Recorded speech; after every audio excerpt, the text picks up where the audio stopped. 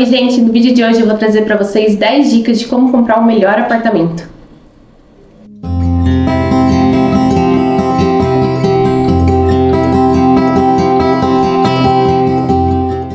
A primeira análise a ser feita é a análise de incidência solar. Então, a primeira coisa que você precisa observar por aí é que lado tá as suas janelas no prédio. Você pode abaixar um aplicativo de bússola que tem hoje, a maioria dos celulares tem. Então, você consegue abaixar e ver a orientação solar do seu prédio. Ou seja, a fachada leste são as fachadas que recebem menos sol, que é o sol nascente. Ou seja, esse sol nascente, ele é um sol mais fraco e ele é um sol para locais muito quentes. Então, esse sol ele é legal para ser recebido em locais de permanência, como varanda, quartos, porque ele não é tão quente, então não acaba provocando uma sensação ruim nas pessoas que vão ficar ali. O sol poente, que é o sol do oeste, é um sol legal para receber em cidades mais frias, porque como é um sol que está se pondo, ele é um sol mais quente. Então é interessante você analisar isso e muito cuidado com fachada para o sul. As fachadas para o sul, elas são péssimas porque geralmente elas não recebem incidência solar, ou seja, existe uma possibilidade aí maior do seu edifício de mofar, de ter alguma questão ali com umidade. E também tem a questão que o seu prédio, ou no caso a sua casa, vai ficar muito fria, então não é interessante. Outra coisa importante de se observar é se no seu terreno vai existir muitas torres. As próprias torres acabam criando um sombreamento nas outras torres, ou seja, uma traz sombra para a outra e acaba perdendo essa incidência de sol, sem contar que também acaba prejudicando a sua privacidade. Torres muito próximas acabam tendo uma visão muito grande das janelas, então não é interessante. Outra coisa também a se observar é que o sol do leste, ele é um sol geralmente que nasce às 6, 7 da manhã e ele vai depois para o norte, lá para o meio-dia, então, ou seja, o sol está bem no meio do céu, então é um sol que pega toda a parte, o sol do norte, e depois ele vai se pôr. Então, mais ou menos ali para 2 horas da tarde, até as 18 horas ele vai se pôr. Então, existe diferença, tá, entre cidades dessa posição que eu expliquei, de localização, e existe também a diferença de estação. Então tem estação que ele vai nascer mais tarde, tem estação que ele vai se pôr mais cedo ou mais tarde, enfim. Mas são coisas assim básicas para vocês analisarem e também estudar, no caso da cidade de vocês, qual é a indicação correta, tá? Isso você consegue descobrir aí na internet para ter essa noção. E qual é a posição correta para a cidade de vocês. Mas aqui eu moro no estado de São Paulo e essa posição que eu expliquei é indicada para o estado de São Paulo, tá bom? Uma análise muito importante para você fazer no seu edifício é o tipo de estrutura que o seu prédio será construído. Ou seja, existem os prédios que são em estrutura convencional, que é o quê? Uma estrutura de concreto armado, ou seja, existe a presença de pilares e vigas, então as paredes são sistemas apenas de vedação, então vocês podem quebrar e fazer a integração de todo o espaço. E também existe os apartamentos aí que estão sendo construídos em grande massa, na verdade, em alvenaria estrutural. Qual é a diferença? A alvenaria estrutural, ela é tudo estrutura, você não pode quebrar e nem fazer nenhum buraco a mais do que o previsto no projeto estrutural. Então, por exemplo, eu quero abrir uma tomada, você não vai poder abrir uma tomada rasgando a parede, porque existe esse cálculo de carga, ou seja, todos os buracos que são feitos, entregues pela construtora, são feitos um cálculo de carga. Nossa, Stacy, mas nossa, é um buraco, vai fazer alguma diferença? Sim, porque você não sabe o que o vizinho de cima está fazendo nem o que o vizinho de baixo, e essa carga pode se somar e acontecer aí um problema estrutural no seu apartamento.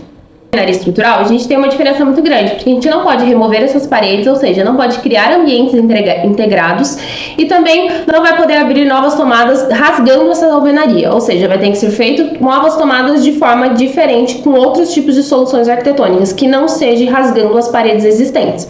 Também não pode ser feito abertura de nichos e nenhum outro elemento que precise quebrar a parede. Então, assim, se você vai fazer uma intervenção muito grande no seu edifício, você pretende integrar um ambiente com outro, se for alvenaria estrutural, não é indicado, porque você não vai conseguir fazer essas intervenções grandes. E algumas construtoras, eles entregam algumas paredes que podem ser removidas, que não são paredes estruturais. Essas paredes que não são estruturais, elas são identificadas no projeto estrutural entregue para vocês no final da obra. Se a vista para vocês é uma coisa muito importante, é importante que você analise o entorno. O prédio não precisa estar construído ainda, mas se você conseguir analisar ali pelo Street View ou caminhando ali, andando de carro pelo entorno, já dá para ter uma noção. Se existir muitos prédios no entorno, você infelizmente vai ter as vistas de outros prédios ali das suas janelas. Outra coisa também é legal de observar se existe bastante arborização. Um local muito arborizado ou que existe praças perto, você vai conseguir ter uma visão muito mais bonita. Então, é interessante você fazer essas análises antes de fazer a compra, caso seja importante para você essa vista, essa paisagem aí, essa questão a mais. Se para você é importante nessas vistas também ver o sol nascer ou o sol se pôr, aí depende muito do que você gosta de ver, é importante que você siga a dica número 1, que é a dica de você ter ali a noção da análise de insolação do seu edifício, para você saber se o sol vai nascer ou se o sol vai se pôr na sua janela. Muito importante para se analisar é o entorno, ou seja, existe escola, existe comércio, tem ponto de ônibus, como que é o seu dia a dia, analise sua rotina. Eu pego ônibus, então você precisa que os pontos de ônibus sejam perto. Olhe os horários desses ônibus, se são horários pertinentes, se são horários muito espaçados, se vai te atender. Se você precisa de um ônibus de firma, esse ônibus de firma passa ali perto, escola para criança, existe alguma escola que atenda meus filhos próximos, eu não quero levar eles muito longe. Então, assim, são coisas a ser analisadas no dia a dia, para que você entenda a sua rotina e compre no bairro mais adequado de acordo com a sua rotina. Se eu gosto de fazer tudo a pé, não gosto de fazer as coisas de carro, por exemplo, ir na farmácia, ir numa padaria, existem essas coisas perto de você? É importante você analisar essas coisas.